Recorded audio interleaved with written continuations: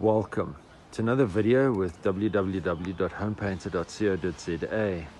In order to paint a home, you've got to get the water out. Water can enter in many different ways. This is just an example of water ingress on a bay window.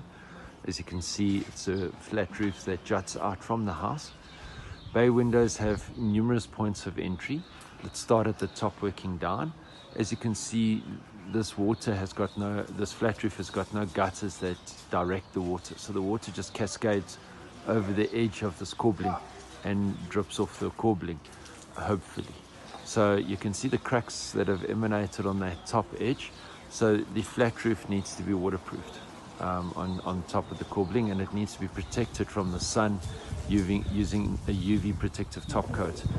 Then you've got these cracks that let water in.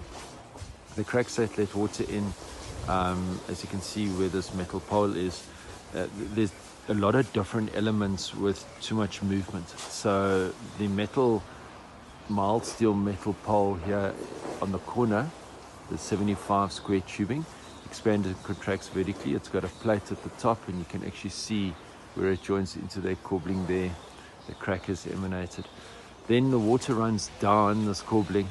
If the plaster band above the windows is not throwing water away, the water running down here actually runs towards the windows. And once it enters the top of the window sash is what laymen call the window. That's this piece that opens and closes. Once the water enters at the top of the window sash, it actually runs down the inside of the glass, and then it causes damage inside. Different materials expand and contract at different rates, and as you can see, you've got brick and mortar system here. I'm not sure what this is, if it's precast or it's actually built into the system, but basically you've got cracks that have emanated through and have let water in. They've let water in because there was no waterproofing here in terms of a membrane, and then because of the different materials, you've got a crack that develops between the window frame and the windowsill. So that needs to be raked out, sealed with a polysulfide, then put back with a membrane on top of the windowsill, and then we use another silicone sealant between that membrane and the aluminium using masking tape for straight lines, much like what we've created here.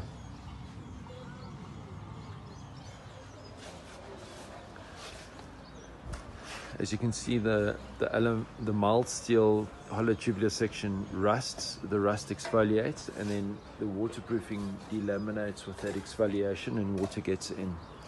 What we also do, we waterproof the aluminium. There's several processes. The downfall with the aluminium is that it comes protected in a plastic stick-on.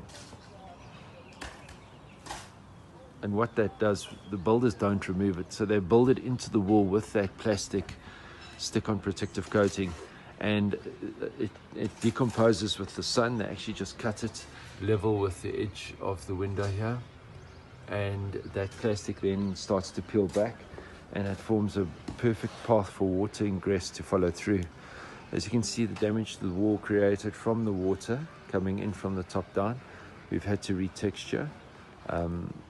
If you had been following us on further videos, previous videos, you would have seen the bay window that we've done on the other side, which is now perfect. We've actually put a membrane on top of the windowsill, and what we did there was we floated plaster, sand and cement over this membrane. So you can see there, it gives you a flawless invisible finish. We're still not finished here, we're still painting. We've been doing a lot of plastering, so there's a bit of a mess on the windows that needs cleaning.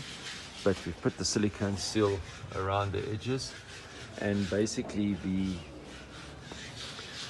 second layer of polyurethane, polysulfide, polyurea, and then finally a silicone. I say silicone, it's a hybrid silicone, so everybody understands what silicone is, but it gives you a very clear indication. But as you can see, the flawless invisible finish on the windowsill from a membrane. The bottom of the wall here has been retextured. The inside of the house has been stripped.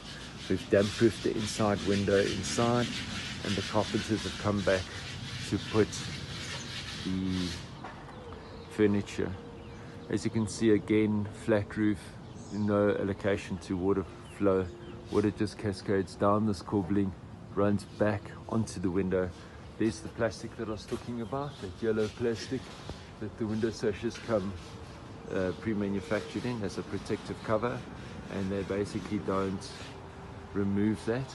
So that plastic yellow protective cover along the edges here, once the builder is finished, there's no silicone seal to seal between the window and the wall, window frame and wall, and that plastic decomposes and the water just runs along it and enters into the house more aggressively on the bottom edge here, because that's your highest flow of water, and then this is your collection from the flat roof over the corbelling down the glass. Also, when they wash the windows, so to waterproof the aluminium, we've got 4 systems, from injecting the aluminium to injecting the wool.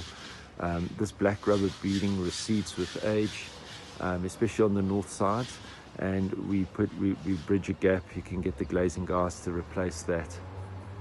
The other areas are my trade secrets, so should you require a quote, please don't hesitate to contact us. Make it a great day and follow us on further videos.